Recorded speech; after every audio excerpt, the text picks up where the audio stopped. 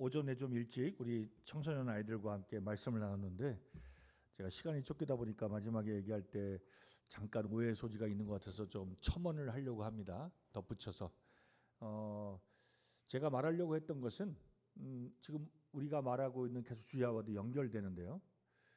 우리가 어떤 가치를 따질 때 목적에 의해서 결정된다라고 제가 그런 말을 했어요. 그죠?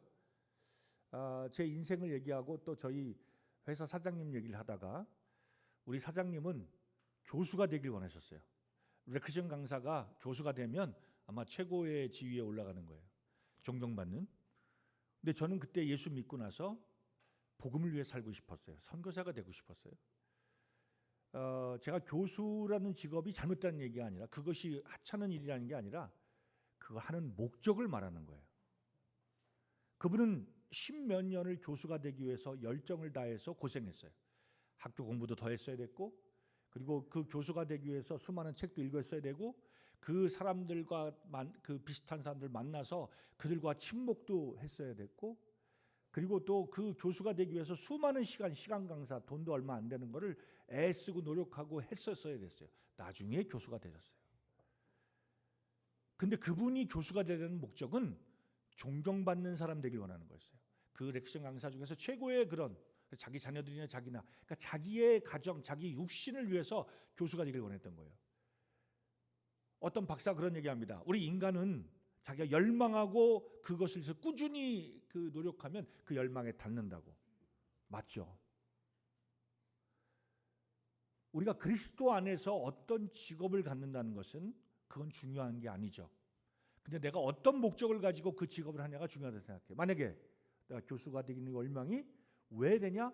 주와 우리 복음과 선교를 위해서 된다면 그가 가르치는 학생들이 바로 선교지가 될 것이고 그가 하는 일이 하나님을 영화롭게 하는 걸 거예요.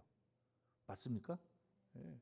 만약 내가 엔지니어가 된다면 내가 하는 그 일을 통해서 하나님을 영화롭게 할 거예요. 내가 그 만지는 모든 기계, 그 고치는 모든 일을 통해서 하나님을 영화롭게 할 거예요.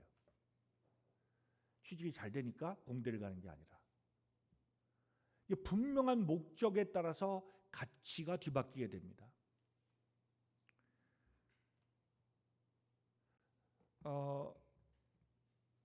그러면 저는 선교사, 주와 복음을 선교사 됐으니까 목적을 이뤘나요?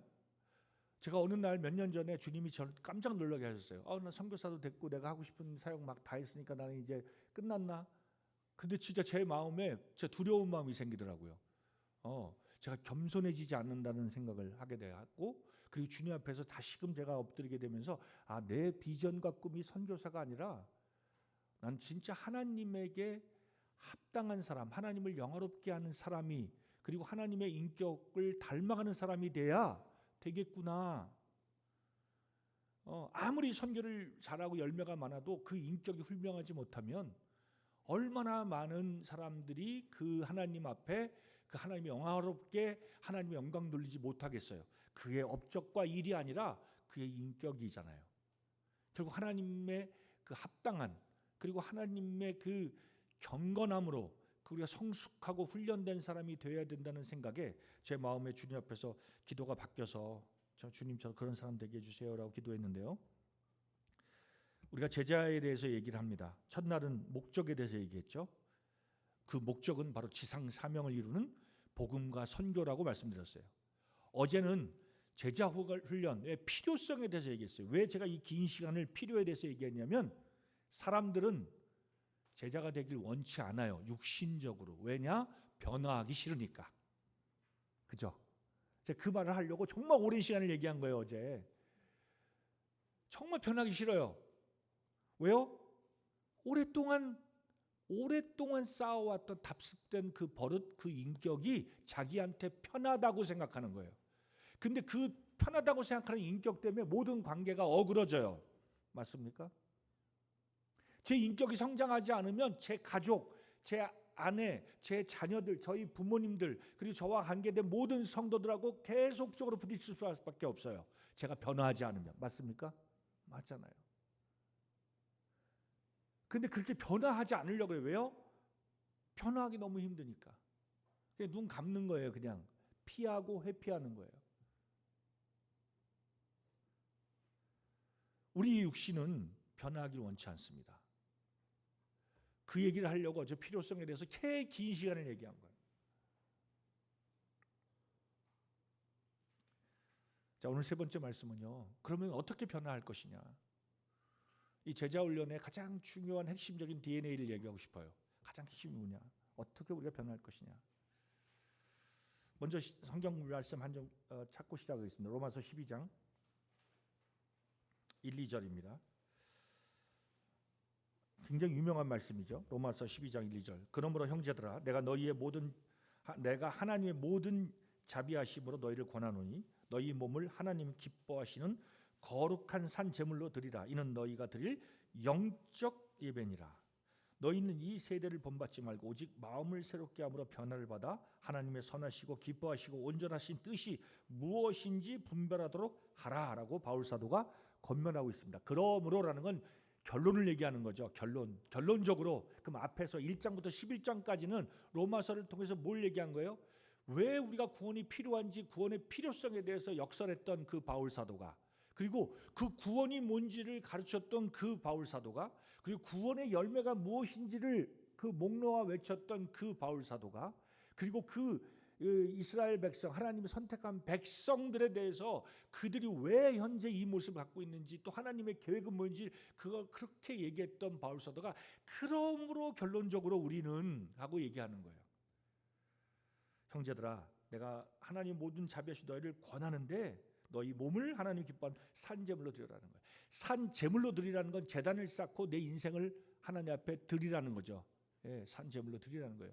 그 산 제물로 드리는 모습이 뭐냐? 2절에 나오잖아요. 이 세대를 본받지 말라는 거예요. 근데 이 세대는요, 쓰나미처럼 밀려와요. 안 그렇습니까? 우리가 텔레비만 틀어도 막 그냥 방송, 드라마, 선전이 막 그냥 막 밀려옵니다. 우리가 무심코 틀어놓는 TV, 그리고 무심코 보는 유튜브, 무심코 보는 그 인터넷 기사가 우리에게 충분하게 들어오죠. 그리고 직장 가고 회사 가면 거기서 나오는 그 수많은 요구가 막 밀려 들어오죠. 예. 아이들이 학교 가면 그 아이들의 그 생각들, 그게 막 밀려오죠. 예. 너무 거세게 오는 거예요. 근데 그 거세게 오는 그 세속적인 그 모든 거, 이게 거짓말이잖아요. 진리가 아니잖아요. 그죠? 그러니까 이 세대를 본받지 말라는 것은 이 거짓으로 인해서 우리를 유혹하는 그 모든 것에서 우리를 지켜야 되는데, 그러려면 우리가 이 마음이 새롭게 돼야 되는 거예요. 이 마음 하면 우리는 자꾸 감정으로 생각하거든요. 예, 우리 동양 사람들은 마음 하면 감정 생각해요. 나 마음이 상했어. 그럼 감정이 상했어, 이렇게 생각하는 거잖아요. 근데 성경에서 말하는 마음의 그 단어는 우리의 감정, 매일같이 하루에도 12번씩 바뀌는 그 감정을 말하는 게 아니라, 이건 마인드예요. 우리의 정신을 얘기하는 거예요. 예, 우리의 가치관을 말하는 거예요.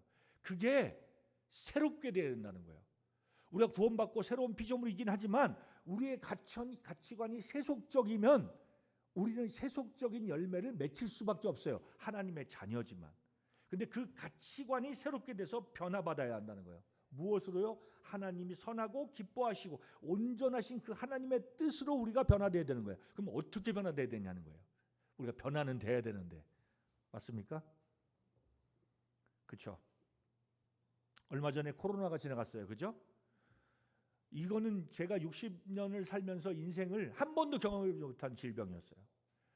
예, 잠깐 제가 그 3년 전인가 4년 전인가 안식년 나왔다가 나오자마자 그 며칠 뒤에 코로나가 터졌거든요. 그리고 갑자기 비행기가 모두 스탑됐고 전 세계가 막 그냥 비상이 걸렸어요. 경험해보지 못한 거였어요. 제가 3개월 안식 끝나고 돌아가야 되는데 8개월을 머물렀어요. 왜요? 비행기가 안 열려서.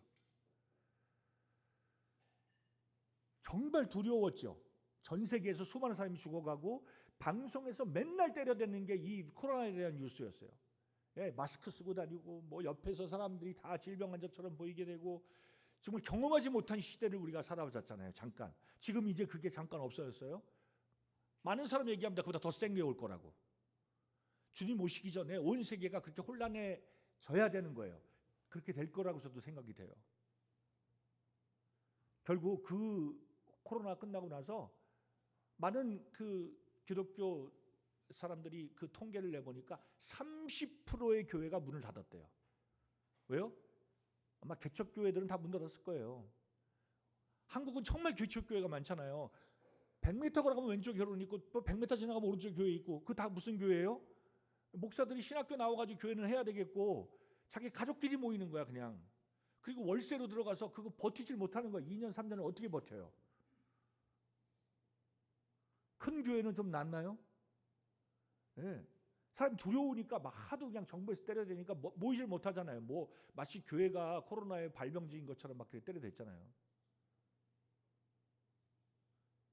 온 세상은 이 하나님을 싫어해요. 대적하는 거예요. 그런 시대가 우리가 잠시 맛봤어요. 너무 고통스러웠잖아요.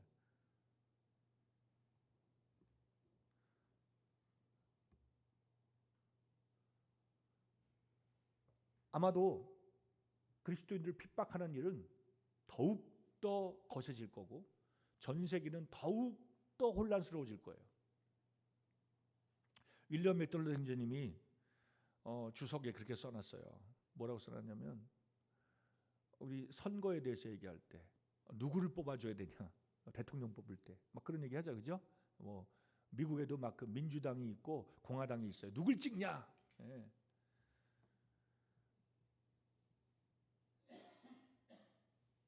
그때 윌리엄 맥도날드님이 그렇게 얘기하셨대요. 온 세상은 침몰하고 있는 타이타닉호와 똑같다. 빙산에 부딪혀서 지금 침몰되고 있어요. 온 세상은. 그죠? 그런데 그 자기 선실에 있는 피아노를 일로 옮기냐 가구를 일로 옮기냐가 무슨 소용이냐는 거예요. 침몰하고 있는 배에서. 맞죠?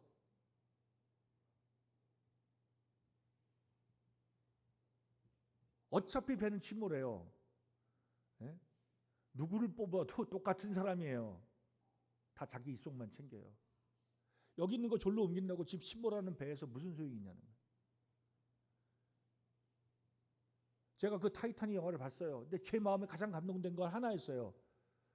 그 수많은 돈 많은 사람을 위해서 막 악기 연주하던 사람들 막 그 클래식 하다가 그 사람들 다 비몽진 도망가니까 그 사람들 어떻게 해요? 우리 진짜 하고 싶은 연주합시다 하고 찬송가 하잖아요.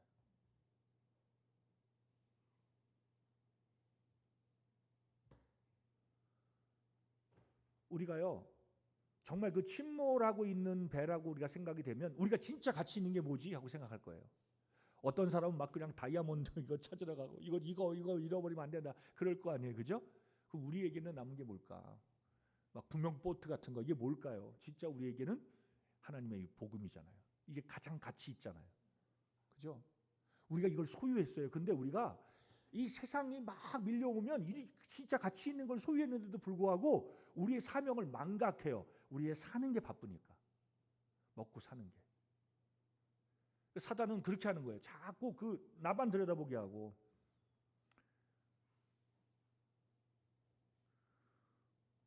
자, 그러면 이 변화와 성숙은 무엇으로 되냐? 진리 되신 하나님의 말씀으로 되는 거예요. 그래서 우리의 이 잘못된 가치관, 우리의 이 굳은 이 잘못된 생각, 우리가 무엇을 중요하고 가치 있게 여기는지 이게 거짓된 걸로 우리가 많이 가득 차 있고 우리가 속아서 인생을 살아왔다는 거예요. 이제 구원 받으면 새로운 피조물이에요. 우리 눈이 열렸어요. 아 진짜 무엇이 중요하지라고 우리가 깨달을 수 있는 지성이 생긴 거예요. 마음속에. 성령이 오시고 도우시고요. 그리고 우리에게 주신 진리 되신 말씀이 있잖아요. 결국 무엇이 우리를 변화시키냐면 하나님의 영원하신 말씀이에요. 진리. 진리가 들어오면 거짓은 도망갑니다. 그러니까 진리가 들어오죠. 들어오면 어떻게 돼요? 그 말씀이 나의 생각 그리고 나의 지각 나의 가치관을 자극해요. 그리고 거기서 진동이 일어나요. 어느 게 중요하지?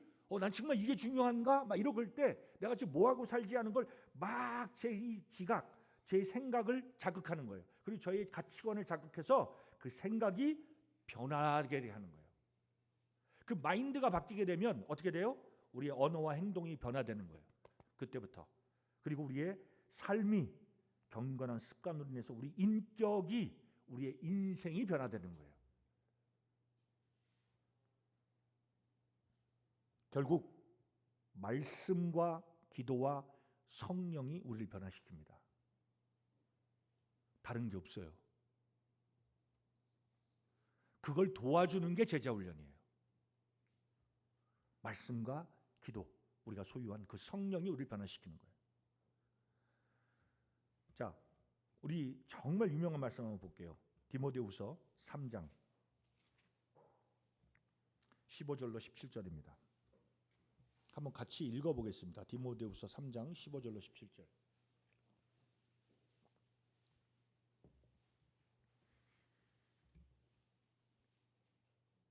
14절부터 읽을까요? 그러나 너는 배우고 확신한 일에 거하라. 배우고 확신한 일에 거하라는 거예요. 그죠? 너는 내가 누구에게서 배운 것을 알며 또 어려서부터 성경을 알았느니. 아멘.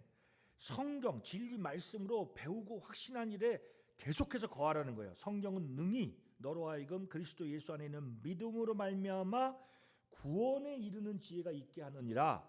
이 구원에 이르는 지혜라는 건 내가 딱 구원받을 그 순간만을 얘기하는 게 아니라 우리가 이 과거, 현재, 미래 그 완벽한 구원을 이루는 데에 부족함이 없는 게 바로 성경이라는 거예요. 그래서 우리가 예수 그리스도의 놀라운 복음을 듣고 구원을 받았잖아요. 이거는 일시적으로 구원받을 때 일어나는 일이에요. 과거형이죠. 이미 구원받았어요. 그리고 우리가 이 땅을 살아가는 동안 구원을 이루어야 돼요. 그죠? 그 구원은 뭐예요? 우리가 성화되는 거예요. 우리가 그리스도의 인격을 닮아서 우리가 정말 주님과 같이 함께 주님과 동행하면서 주님처럼 되는 거예요. 그게 성화되는 거, 구원을 이루는 거. 그리고 장차 구원을 우리가 어떤 구원이요? 우리의 이 육신 새로운 이 옷을 몸을 입고 그 영원한 구원에 그 들어갈 수 있는 몸을 입게 되는 그 구원을 옷을 입을 거예요. 이거 미래의 구원이잖아요. 그것을 완벽하게 도와줄 수 있는 게 바로 뭐냐? 성경이라는 거예요. 우리가 소유하고 있는. 볼까요? 17절에 이렇게 16절에 얘기합니다. 모든 성경은 하나님의 감동으로 됐대요. 모든 성경은 하나님의 숨결로 돼 있는 거예요. 교훈, 책망, 바르게 함, 의로 교육하기에 유익하대요. 그래서 17절에 결론적으로 이는 하나님의 사람으로 온전하게 하는 거예요. 뭐가요? 하나님 말씀이, 성경이. 또 모든 선한 일을 행할 능력을 갖추게 하는 거예요. 아멘. 우리가 구원받고 온전한 사람을 되는 목적은 모든 선한 일을 행하기 위해서요. 일하기 위해서라는 거예요. 하나님의 일꾼 되기 위해서. 모든 기독교 학자들이 그렇게 얘기합니다. 건강한 교회를 보면요, 건강한 교회라고 하더라도 그 건강한 교회라는 게 뭐냐, 막 성도들이 그래도 많이 모이고 그리고 계속 구원받는 역사를 나고 그런 교회도 보면요, 진짜 일하는 일꾼은 10%밖에 안 된다는 거예요. 10%. 그럼 90%는 뭐예요? 90%는 그 10%가 일하는 데에 더불어서 그분들이 일하니까 교회가 열심히 돌아가는 거예요. 그러니까 와서 즐기고 누리고 먹고 마시는 거예요. 90%는 뭐예요? 일하러 오는 게 아니죠. 얻으러 오는 거예요.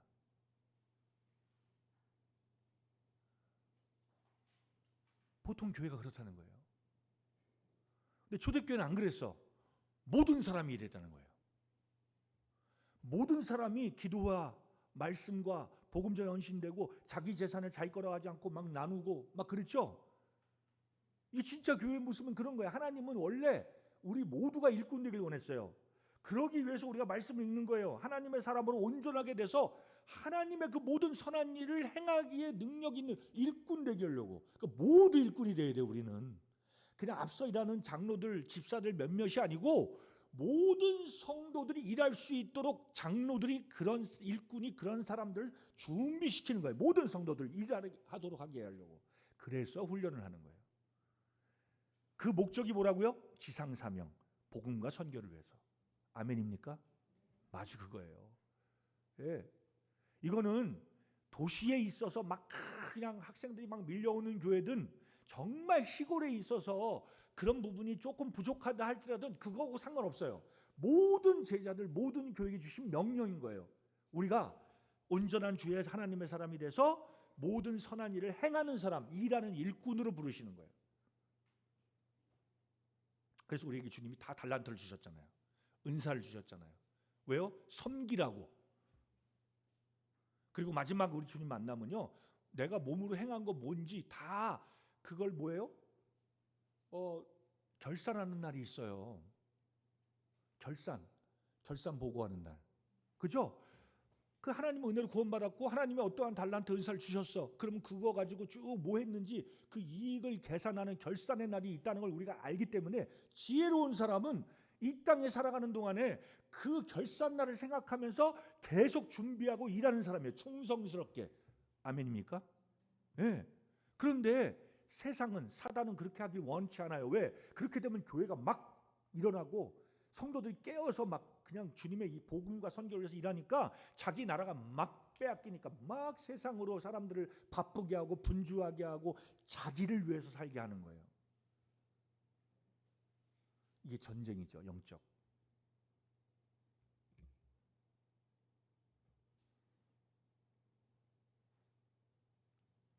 예수님이 한탄하시잖아요. 일꾼이 부족하다고.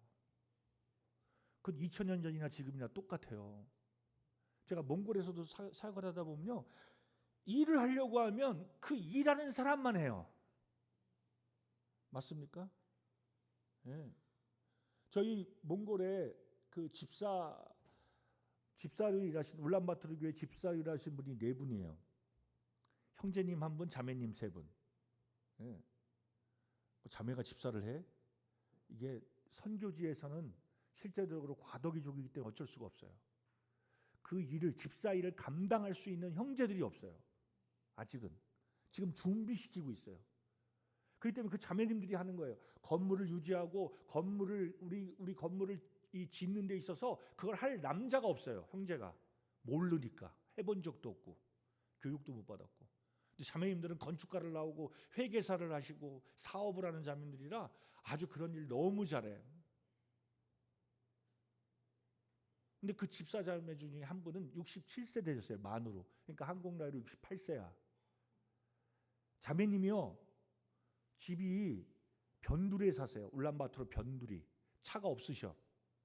거기는 버스를 3번 갈아타야 돼요, 오시려면. 그리고 여름에는 버스가 있는데 겨울엔 버스가 없어요. 몇 킬로를 걸어 나오셔야 돼, 버스 정류장까지.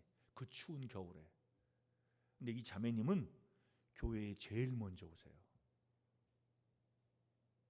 지금도 애찬을 하세요. 지금도 교회에 복음 집회한다 그러면 제일 먼저 오셔서 애찬을 하세요. 68세 되신 자매님이. 제가 이 자매님 몇 년 전에, 한 10년 전에 그 제자훈련 할 때 명확하게 얘기했어요. 그때 자매님 58세였죠. 자매님, 절대로 손주를 봐주지 마세요. 그때 자매님 놀랬어요. 왜요? 몽골의 문화는요, 친손자, 외손자 다 봐줘야 돼요. 왜? 맞벌이하고 먹고 사니까. 너무 힘든 거예요. 그냥 혼자 벌어서 못 살아. 그리고 여자들이 더 월급이 많으니까 며느리, 딸, 직장 보내야 그 가정을 먹고 사니까 자녀들, 그 손주들을 다 봐줘야 돼. 할머니, 할아버지들이. 다 그러고 있어요. 그게 문화예요. 제가 하지 말라 그랬어요. 그랬더니 자매님 놀랬어요. 왜 그러냐고. 복음과 선교를 위해 사셔야죠. 그 손주 맨날 껴안고 있으면 일이 안 돼요, 교회가. 그래갖고 자매님이 그걸 공부하다가 맞습니다 하고 결정을 했어요. 그러니까 자식들이 다 욕해요. 안 믿는 자녀들이거든요. 이 자매님 구원받은 지 그때 한 5년 됐어요. 그러니까 자녀들이 다 안 믿어요. 이미 다 장성하고 다 컸기 때문에 안 믿는 애들인데, 우리 엄마는 왜 그러냐는 거예요. 다른 엄마들은 다 자식들 다 손주를 봐주고 잘 살기 위해서 도와주는데 왜 그러냐는 거야. 그 욕을 다 드시면서도 안 하셨어요. 왜? 복음과 선교를 위해서. 이 자매님 계셨기 때문에 울란바토르 교회가 정말 많은 일을 할 수 있었어요.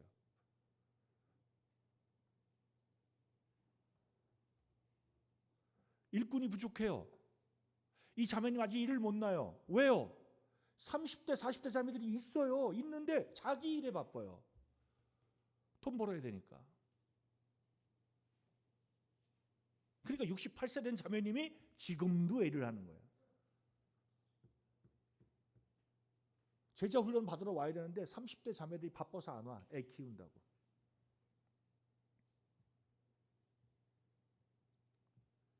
물론 어느 시기는 애가 정말 중요하기 때문에 애를 키우느라 바빠서 훈련 못 받을 수 있죠.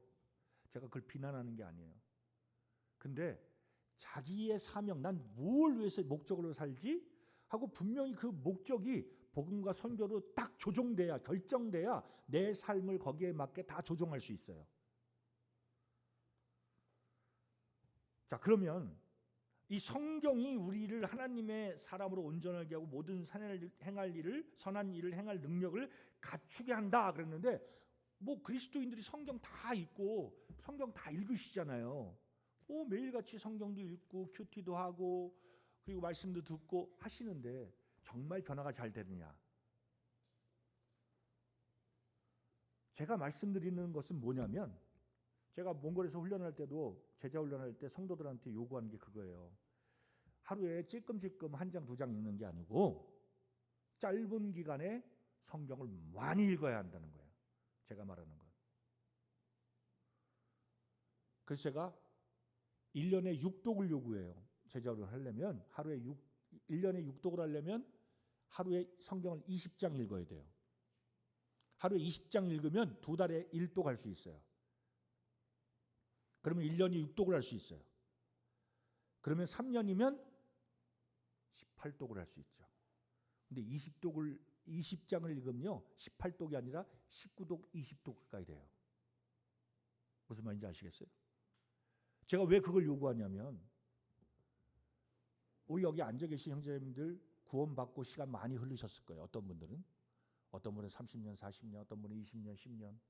한번 조용히 생각해보면 내가 구원받고 구약 신약 통독을 몇 번이나 했을까? 대략 어림잡아서. 제가 한번 말씀드릴게요. 하루에 성경을 한 장씩 꾸준히 읽으면 전체 통독을 하는데 얼마나 걸릴까요? 시간이. 장수로 따지면 3년이 걸리는데, 그죠? 한 장씩 읽으면 3년이 걸려요.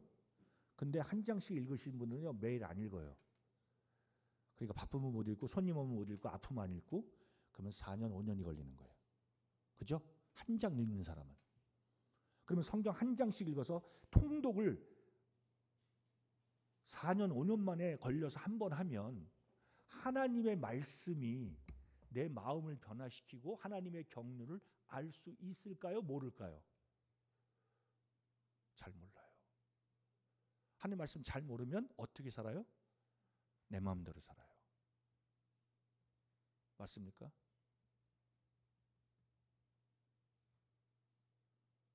제가 정죄를 하거나 비난하려고 말씀드리는 게 아니에요. 제가 왜 3년 안에 20독 해라 하고 요구하냐면, 제자훈련 받는 사람들한테 어려운 일이 아니에요. 하루에 20독이라면요 1시간 정도면 충분히 읽을 수 있어요. 1시간, 드라마 요즘 1시간이죠.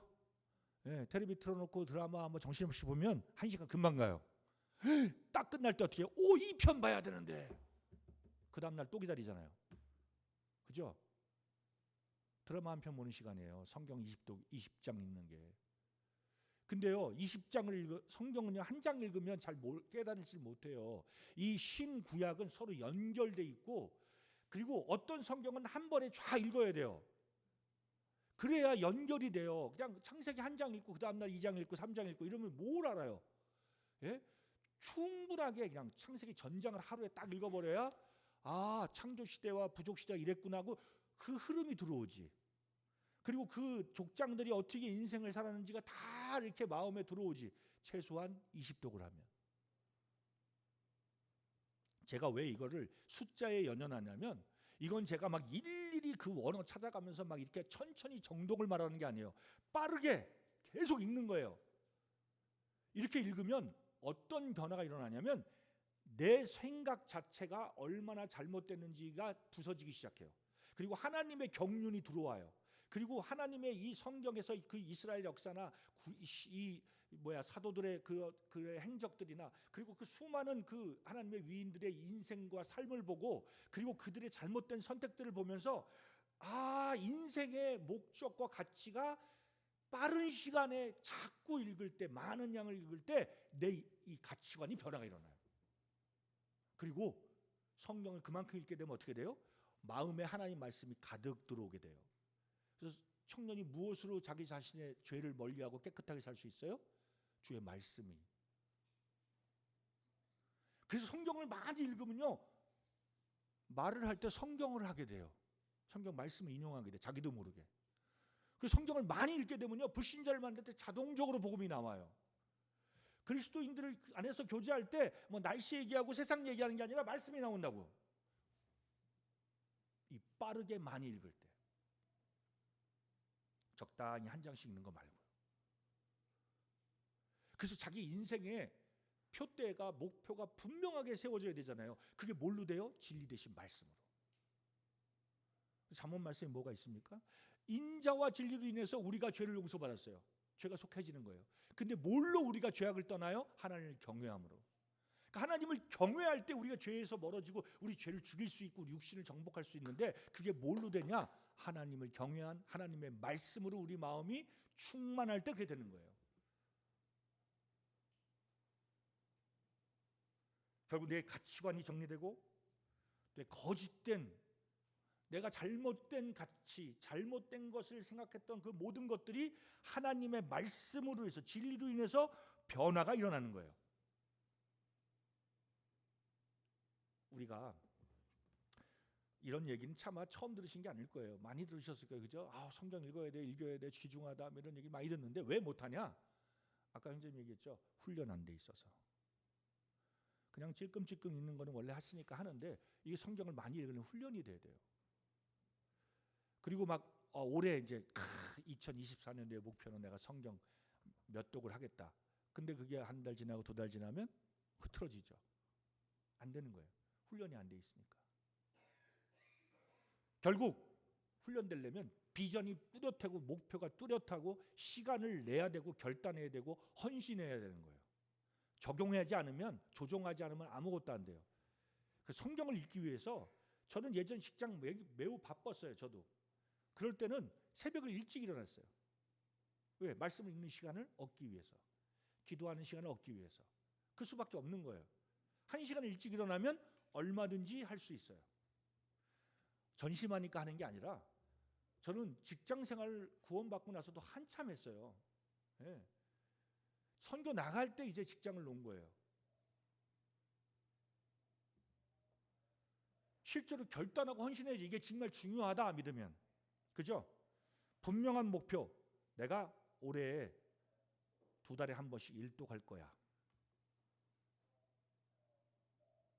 정말 힘들면 10장씩 읽으세요. 그러면 1년에 3독이에요. 그러면 10장 읽으면 3년이면 성경을 10번 읽을 수 있어요. 총독할 수 있어요. 그거 하나도 안 어려워요. 안 하니까 어려운 거예요. 우리가요,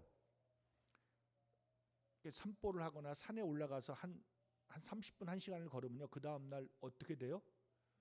온몸이 다리가 쑤시고 뻐근하고 막 난리 나죠. 예? 제가 헬스장에 다니기 시작했어요. 운동을 하라고. 쇳덩어리를 들으니까 막 여기저기 쑤시고 그 다음날 안 가고 싶은 거야. 근데 또 갔어요. 또 가고.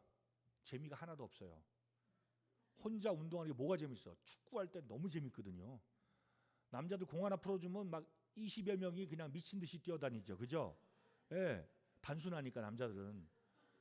너무 재밌지 그게. 막 부딪히고 막 해도 재밌는데, 헬스는요 하나도 재미없어요. 혼자 하는 거야. 죽어라고. 그리고 젊은 애들이 헬스하면요 근육이 붙어요. 왜? 남성 호르몬이 많으니까. 근데 60 다 된 사람이 하면 남성 호르몬이 없어. 그러니까 근육이 안 나와. 그러니까 재미가 없어요. 변화가 없는 거야. 1년하고 2년하고 3년에도 변화가 없어. 그러니까 재미가 없어요. 근데 왜 하냐? 주님을 위해서 하는 거예요. 제가 운동을 안 하면 책상에 앉을 수가 없어요. 허리가 아프고 어깨가 안 올라가고 의욕이 없어져요. 근데 운동을 하면 제 마음에서 의욕이 생기고, 그리고 책상에 앉아 있을 때도 힘들지 않아요. 그래서 주님을 위해서 나는 옳은 일을 하는 거야 라고 제 마음에 결정하고, 잘하고 있어 하고 제 스스로를 격려해요. 그리고 하는 거예요. 성경 읽기도 마찬가지예요. 제가 수십 년을 하고 있어요. 선교지에서 너무 바쁘고 안식년 나오니까 너무 바빠요. 그래도 20장을 읽고 있어요. 매일같이. 이게 전 습관이에요. 과학자들이 그런 얘기를 합니다. 이 습관이 길들여지기 위해서 3주가 반복돼야 된다. 근데 제가 훈련해 보니까 3주 갖고는 안 돼. 특히 몽골 청년들은 한 3개월을 해야 습관이 좀 됐나 보다. 새벽에 일찍 일어나는 것도 마찬가지고 우리가 성경을 읽는 것도 마찬가지고 기도하는 것도 마찬가지. 습관, 경건한 습관을 따라야 돼. 예수님도 습관을 따라 기도하셨어요. 습관이 들어야 돼. 습관이 되려면 몇 개월을 꾸준히 하기 싫고 막 계속 마음에서 핑계도 생기고 이유도 생기지만 반드시 할 거야. 헌신하고 결정하고 할 때 주님이 힘을 주셔요. 도파민이 막 나와요. 몸에서. 할 수 있다. 그리고 2달 만에 성경 일독을 하게 되면 나 할 수 있는 사람이네. 나 20장 읽을 수 있는 사람이네. 그래 3년 안에 20독 나 할 수 있어. 이렇게 그 마음에 나도 할 수 있는 사람, 성령께서 힘을 주시는 거예요. 말씀의 사람이 돼야 되지 않을까요, 우리가? 제가 훈련하면서 공부할 때 가장 존경했던 교사가 있어요. 빌포드 형제님이라고. 그분은 강의하면요 일기생 선배들도 막 왔어요. 왜? 그 강의 들으려고. 너무 좋으니까. 너무 말씀을 잘하셔. 제 마음에도 소원이 있었어. 나도 저분처럼 진짜 말씀을 정말 잘하는 설교자가 되고 싶다. 막 그런 소원이 막 있었거든요. 근데 그분이 말씀 중에 자기가 어떻게 성경 공부하는지 알려줬어요. 말씀 가르치기 전에 30번을 읽어라. 아주 단순했어요. 어렵지 않아요. 예. 만약에 내가 에베소서 가르치고 싶으면 에베소서 30번 읽고 가르치라는 거예요. 예. 어렵지 않잖아요. 단순하잖아요.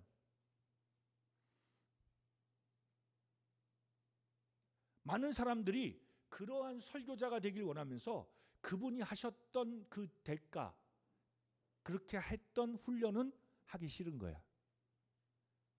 그렇게는 하고 싶은데 그 훈련, 그 땀방울을 흘리고 그 에너지를 들이기는 원치 않는 거예요. 저 진짜 그런 사람이 되고 싶어서 막 그렇게 읽었어요. 읽고 준비하고 시키는 대로 하고. 그리고 주님이 선교지 보내니까 말씀을 일주일에도 몇 번을 해야 돼요. 다른 말씀을.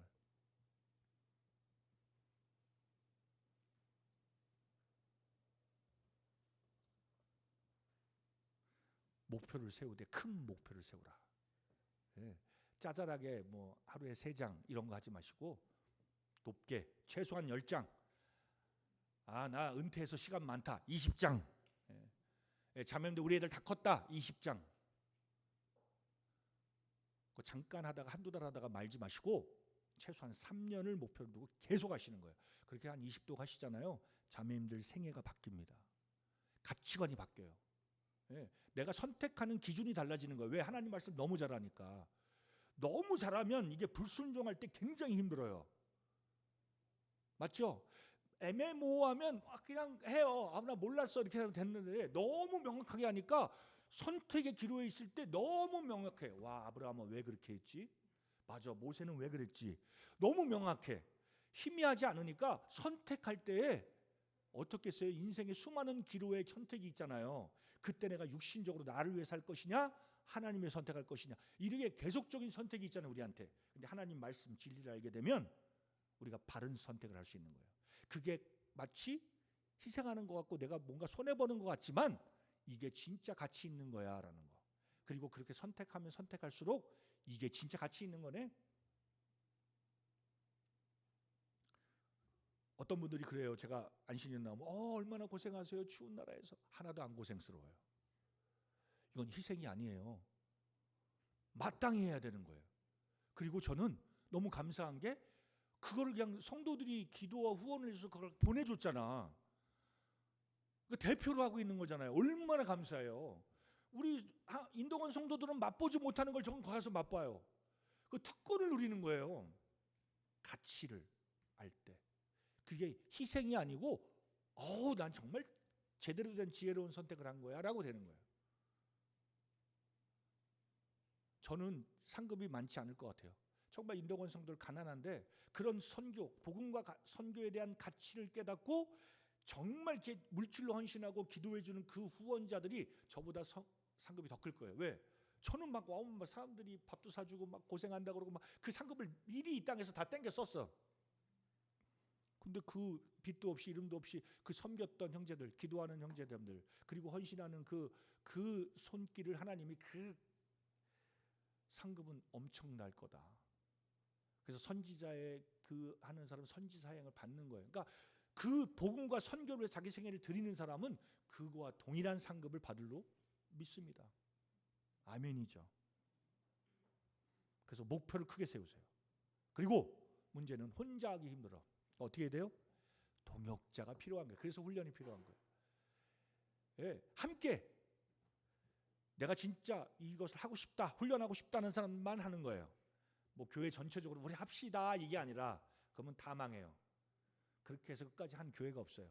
아, 우리 교회 이제부터 성경 일독 합시다 이거 하면요 안 돼요. 하고 싶은 사람만 해야 돼요. 그래서 훈련하는 거예요. 해병대가 차출이에요, 지원이에요? 지원하니까 유지되는 거예요. 차출했으면 됐을까요? 혹시 여기 세병대 나오시는 분이 계신가? 네? 만약에 차출이면 안 돼요. 그런 훈련 시키면 다 뭐예요? 뭐 이런 빡센 훈련 시켜야 하고 다 불평할 거예요. 근데 지원이야. 각오하고 온 사람이에요. 나 그렇게 하고 싶어 하는 사람 온 거잖아요. 그죠? 그러니까 떨어지면 막 울어. 내가 하고 싶은데 못 하니까. 그잖아요. 자원하는 사람만 해야 되는 거 훈련은. 제자는 모든 사람이 하라고 요구받지만 자원하는 사람이 될 수 있는 거예요. 이게 특권인 줄 아는 사람. 교회에서 제가 이거 얘기할 때요 성도들한테 얘기했어요. 진짜 이거 훈련 받고 싶어. 나 진짜 변해야 돼 하고 싶은 사람만 남으라 그랬어요. 그런 사람을 가지고 시작한 거예요. 그런 사람들은 열정이 있고 자기 변화에 대한 분명히 필요를 하고 자기가 겸손하게 어떤 게 내가 변화되는지를 인정하고 훈련하고 결단할 수 있는 사람들. 그런 사람들만 갖고 시작하세요. 그 한두 명 모여도 상관없어요. 그분들끼리 서로 하는 거예요. 몇 독 하기로 했어? 나 몇 독 하기로 했어? 서로 얘기하고 그리고 카톡으로 매일 챙겨주는 거야. 오늘 읽었어? 안 읽었어? 서로 해주는 거야. 확인하고. 예. 격려해주고 잘 안 되면 또 그거 할 수 있도록 서로 얘기해주고 계속 그렇게 도와주고 할 때 삼겹줄이 안 끊어지는 거예요. 훈련해주고 트레이너가 있는 것처럼 코칭해주는 사람이 있을 때 그 일을 먼저 간 사람이 해줄 때 너무 좋죠. 그러니까 훈련하는 사람도 있고 그 훈련을 따라온 사람도 있어야 되는 거죠. 두 번째가 기도입니다. 영국 청교도의 토마스 왓슨은 기도는 뭐 영혼의 호흡이다라고 그래요. 호흡은 마시고 내뱉어야 되죠, 그죠? 예. 우리가 호흡을 참으면 얼마나 살 수 있을까요? 저 코로나 한참일 때 몽골에 있는데 지하에서 차 세워놓고 14층이 저희 집이거든요. 14층 가는 동안 막 사람이 막 엘리베이터 타잖아요. 어떤 사람 마스크 쓰고 어떤 사람 마스크 안 쓰고. 그러면 숨을 참아요. 코로나 걸리면 안 되는 2번 걸렸거든요. 제가 걸리면 안 되는데 막 올라가 숨을 참는데 14층까지 가는데 막 죽을 것 같아. 그 한 1분은 못 참는 거예요 우리가. 기도는 호흡이 되는데 내가 그 1분도 못 참는 그 기도를 그렇게 내가 호흡처럼 하고 있는지 들어가는 게 있으면 나오는 것도 있어야죠. 내가 맨 하나님한테 달라는 게 아니라 하나님 나한테 뭐라고 말씀을 들으는 시간도 필요하잖아요. 그죠? 근데 놀라운 사실이 있어요. 미국에 한 30년 전에 경전한 교단에서 컨퍼런스가 있었어요. 그래서 17,000명의 사람들이 모였는데 미국 전국 각지에서 모였대요. 컨퍼런스 참석하기 위해서. 미국은 땅덩이 넓어서 오려면 그냥 운전하고 올 수 있는 거리도 있지만 대부분이 비행기를 타고 비행기 싹스를 내고 자기 휴가를 조정하고 그래서 그 컨퍼런스에 참석한 거예요. 17,000명이 30년 전에. 근데 즉시 그 일을 진행했던 분들이 무기명으로 앙케이트를 돌렸대요. 그건 뭐냐? 당신들이 평균적으로 하루에 기도하는 시간을 써라. 무기명이니까 양심적으로 쓰게 한 거예요. 그 30년 전이면 훨씬 더 경건한 분들이었겠죠.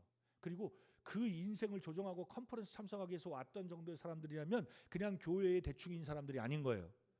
그런데 평균이 몇 분이었냐? 5분 이하였대요. 미국의 그 경건한 그리스도인들이 30년 전에. 더 충격적인 것은 17,000명 중에 2,000명이 목회자였대요. 근데 목회자들은 얼마냐? 7분 이하.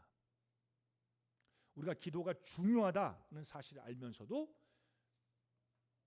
이게 미국의 문제인가요? 이게 미국의 문제예요? 우리 한국은 어떨까요? 브래들리는 어떨까요?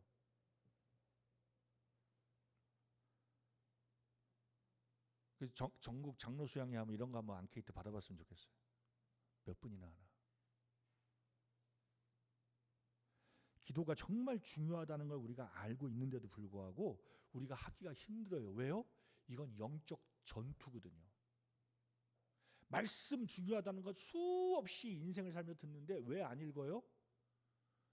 우리 육신은 이거에 대해서 자꾸 거부하려는 게 있는 거예요. 그래서 훈련이 필요한 거예요. 그래서 경건한 습관이 필요한 거고요. 예수님은 우리에게 친히 본을 보여주셨어요. 공생애를 시작할 때부터 기도하기 시작했어요. 예수님은 정기적으로 기도하셨고요. 아침 일찍 일어나서 기도하셨어요. 그죠? 그리고 중요한 결정을 앞두고 밤새워 기도하셨어요. 그리고 변화산에서도 기도하셨고요.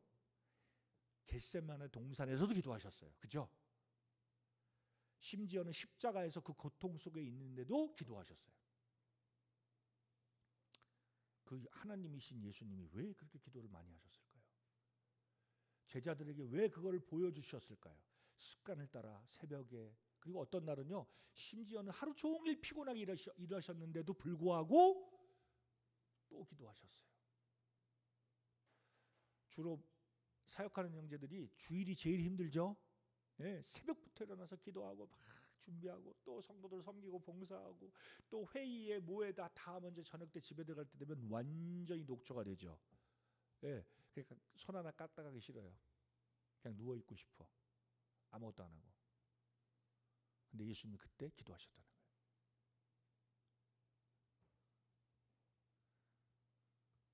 존 오웬이라고 하는 청교도는 이렇게 얘기했습니다. 그 유명한 교사인데요. 골방에서 자기 성도들을 만나는 것보다 강대상에서 자기 성도를 더 많이 만나는 일꾼은 부끄러운 사람이다. 이건 장로들한테 한 얘기만이 아니에요. 우리가 조금씩 소그룹으로 모이죠. 예, 뭐 가정 돌아가면서 모이고 그 그룹 리더들이라면, 그리고 내가 먼저 구원받은 사람이라면 그 분들을 위해서 계속적으로 매일같이 골방에서 기도하지 않고 그 성도를 만나면 나는 가련한 일꾼이고 가련한 제자라는 거예요. 부끄러워야 되는 거죠. 초대교회는 기도에 전념했어요. 그죠? 예, 전념했어요.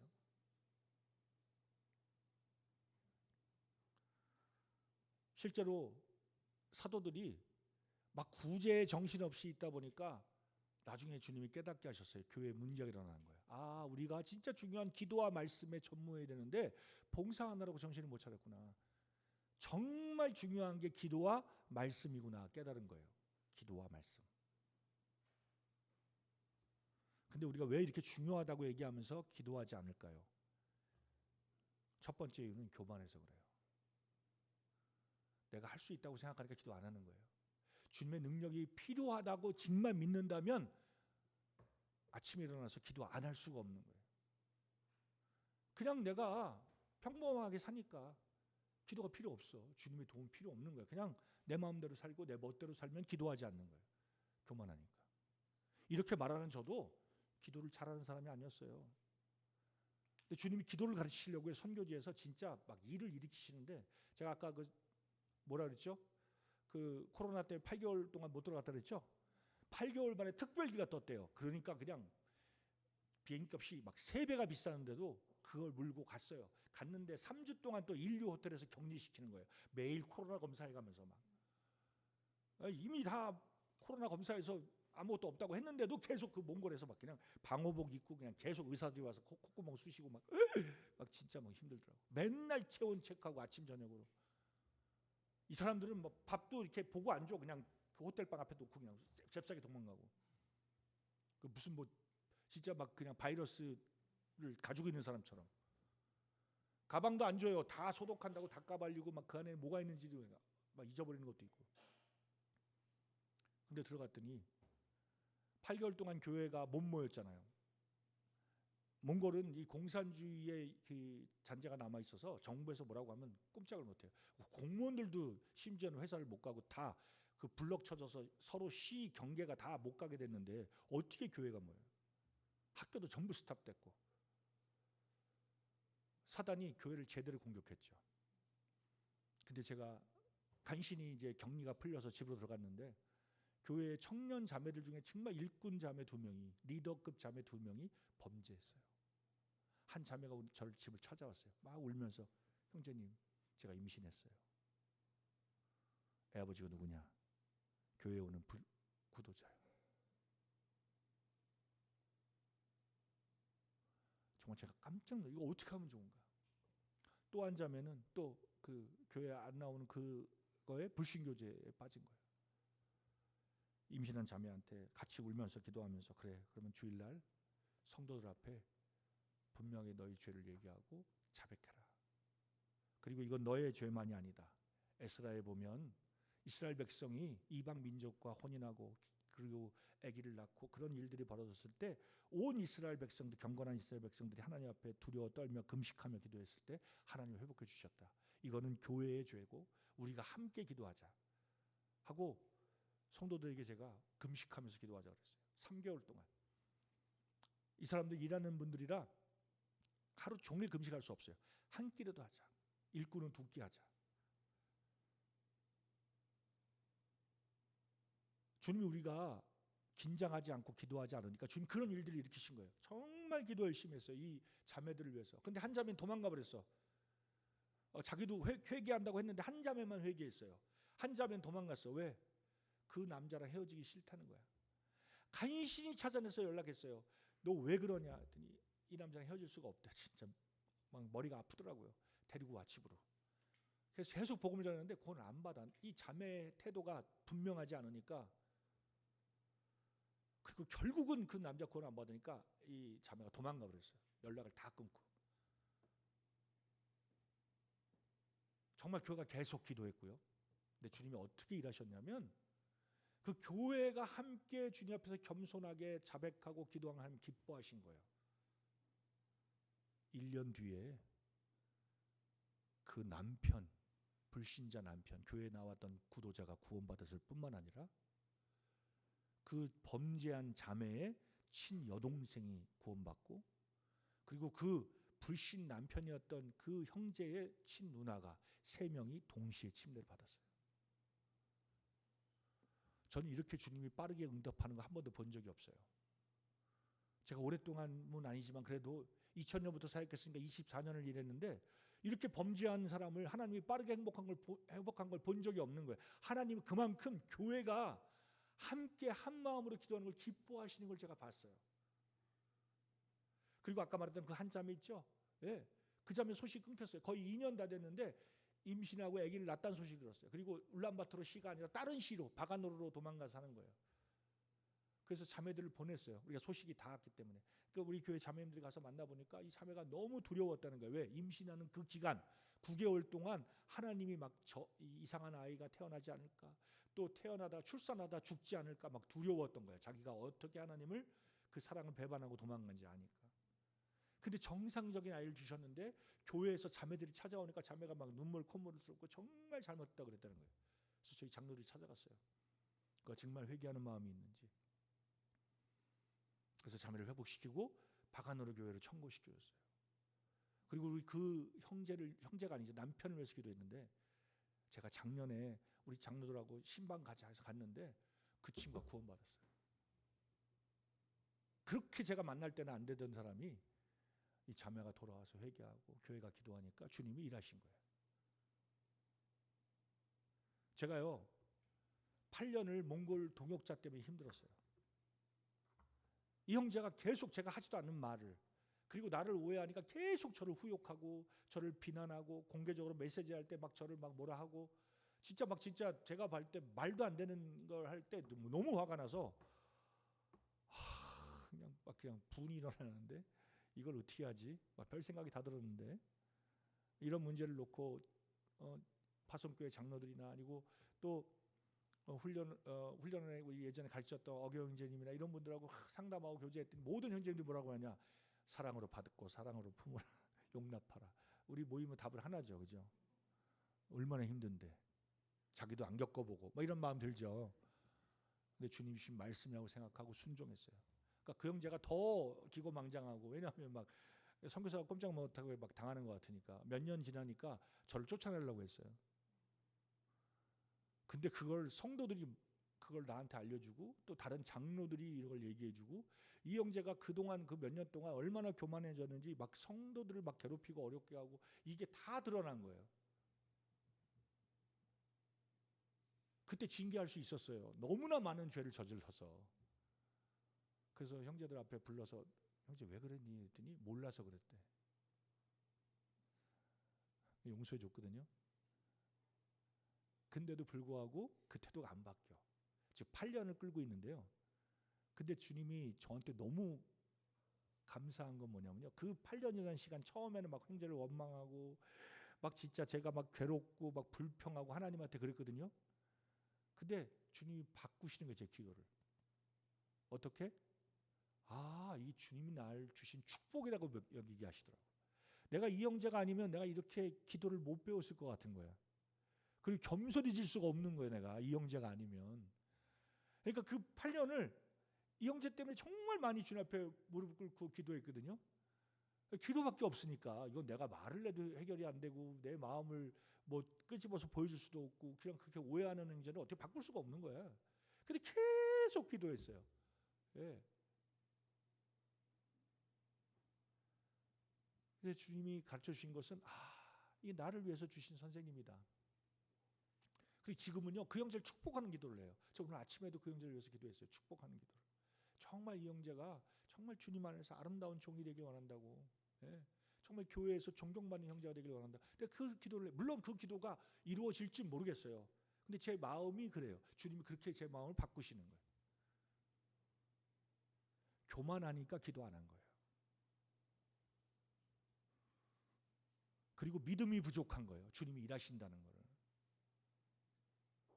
초대교회 보면요. 베드로가 옥에 갇혔습니다. 그죠? 네. 그리고 그 전에 야고보가 죽었어요. 순교를 당했어요. 그러니까 교회가 놀랬어요. 베드로 이제 옥에 갇혔으니 그 다음 날이면 이제 공개 처형 당할 거예요. 그러니까 교회가 밤새 기도합니다. 그죠? 그러니까 하나님이 어떻게 천사를 보냈어요. 그리고 옥문에서 풀리고 자유가 됐죠. 그래갖고 베드로가 그 기도하는 집을 찾아갑니다. 막 두들기니까 계집아이가 나왔어요. 베드로의 음성인 줄 알고 어머나 놀란 거예요. 왜? 지금 기도하고 있거든. 한 방에서 지금 모여가지고. 그러니까 이거 문을 열어줘야 되는데 너무 놀래가지고 그냥 문도 안 열어주고 가가지고 기도하는 분들한테 베드로가 왔어요. 그러니까 뭐라 그래요? 너 미쳤다. 기도하는데 안 믿는 거야. 믿음이 부족한 거예요. 기도하는데 안 믿어 우리가. 기도해놓고도 뭘 기도했는지도 안 적어놔. 이 기도 노트에 적어놓고 주님한테 따져야지. 주님 제가 계속 1년 동안 기도했잖아요. 어떻게 하실 거예요? 물어봐야지. 그냥 기도해놓고 자기도 기도했는지도 몰라. 까먹어. 그리고 기도하고 어떻게 일하시는지를 면밀히 살펴봐야죠. 예. 그리고 정말 안 들어주시면 안 들어주실 때까지 강청하는 기도를 해야죠. 이게 내 육신, 나의 욕구를 위해서 구하는 게 아니라면, 하나님 나라의 확장과 진짜 이게 하나님 나라를 위해서 기도하는 거라면 끝까지 믿음을 잃지 않고 강청하는 기도를 해야죠. 언젠가는 주님 들으실 때까지, 주님의 때가 아니라는 걸 믿고. 그러면서 계속 우리가 체크하고 확인해야 되잖아요. 하나님을 생각나게 하고. 하나님 아직 안 들어주셨네요. 계속 생각나게 해야죠. 그리고 잊지 않고 기도하잖아요. 그게 바로 믿음을 가지고 강청하는 기도. 주님이 뭐라 그랬어요? 제자들이 기도를 가르쳐 주셔야 하니까 가르쳐 주신 기도가 뭐예요? 그 떡덩이 비유 얘기하시잖아. 예? 강청함으로 말미암아 줄 거다 내가.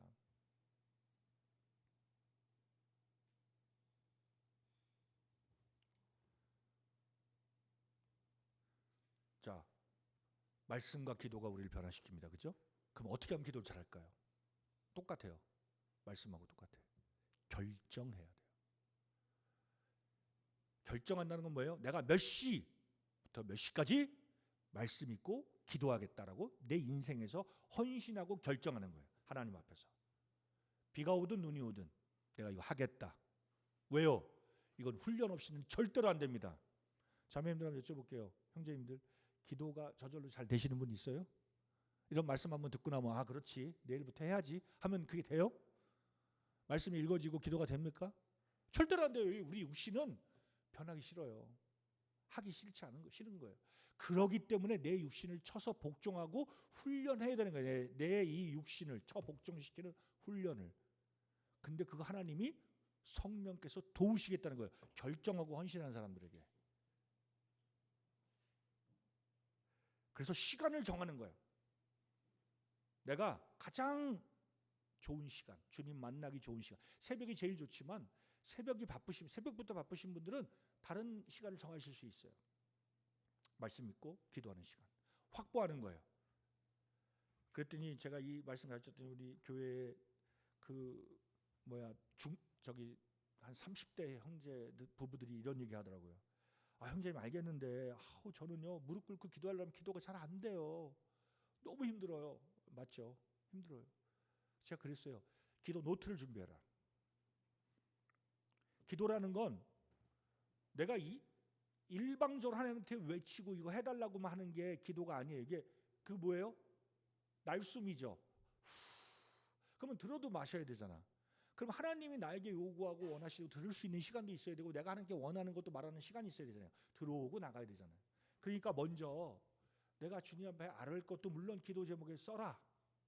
그리고 말씀을 잘 읽고 큐티하고 그 가운데서 하나님 앞에 나아가고 그런 걸 먼저 네가 하고 싶으면 하나님을 찬양하고 자백도 하고 그런 부분을 하면서 내가 원하는 걸 다 얘기한 다음에 좀 들어라.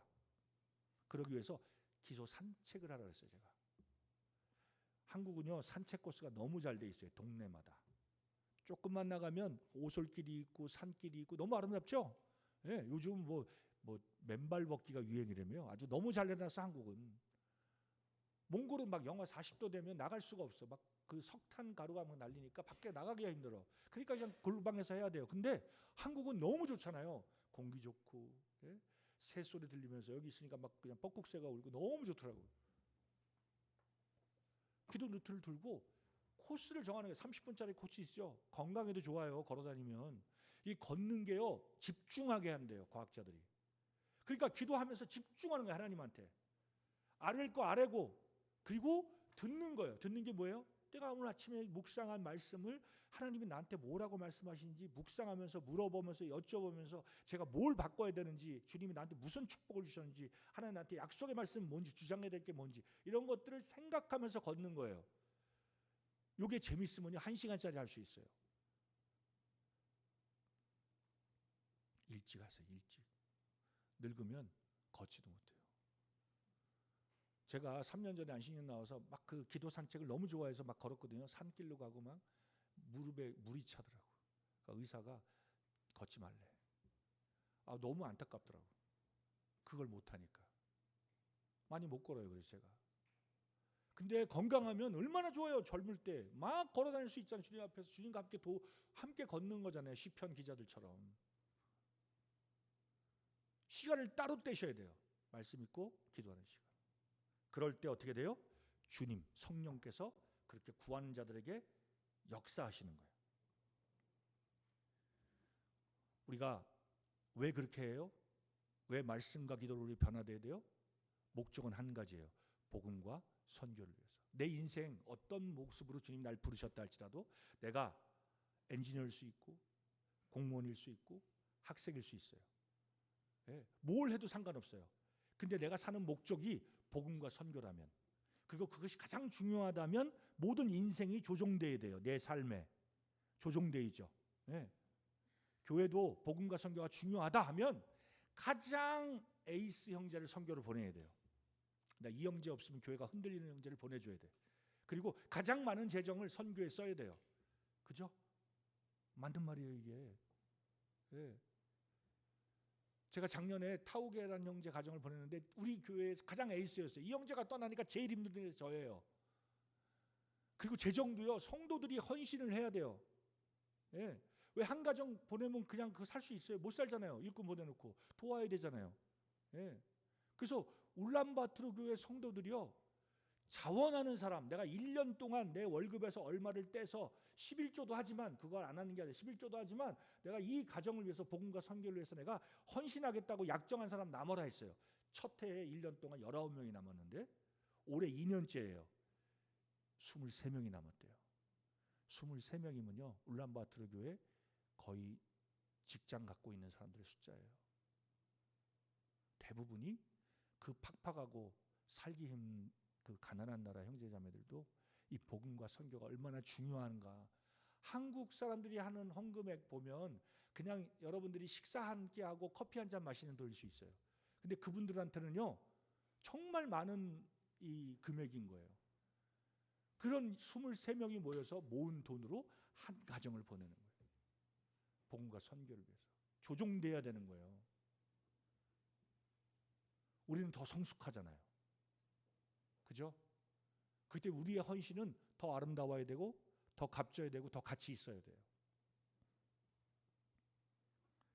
여쭤보겠습니다. 이제 말씀 마치려고 하는데 3일 동안 집회를 통해서 내가 왜 제자가 되려는지 목적과 그 필요성과 그리고 어떻게 그렇게 될 것이냐에 대한 3일 동안의 말씀을 들으셨습니다. 문제는 과연 이걸 내가 스스로 내 개인의 삶에 적용할 거냐가 중요해요. 내가 그렇게 헌신할 거냐? 그렇게 할 거냐? 내 인생 여태까지 오랫동안 그렇게 안 살아왔어. 그거 중요한 게 아니에요. 오늘부터 내 주님 만날 때까지 그 길이 그 날이 길어요. 언제 주님 오실지 모르잖아요. 그 동안 내가 내 훈련을 시작할 것이냐? 그러면 아마 교회에서 그런 자원하는 사람들이 있을 때 그것을 나 지금 해보겠습니다 하는 사람이 있을 때 자원하는 사람들이 있을 때 그리고 또 우리 청소년들 학생들은 진짜 이걸 기쁨으로 시작해야 돼. 그러면 인생이 변화됩니다. 인생의 목표가 달라져요. 그런 경건한 습관을 길들이는 사람들에게 하나님이 축복하실 거로 믿고 또 그런 자들에게 비전을 주시고 주님의 일을 이루시고 또 교회가 그 일로 인해서 큰 풍성한 축복을 받으리라 믿습니다. 그렇게 되기를 기원하면서 함께 기도하도록 하겠습니다. 주님 감사합니다.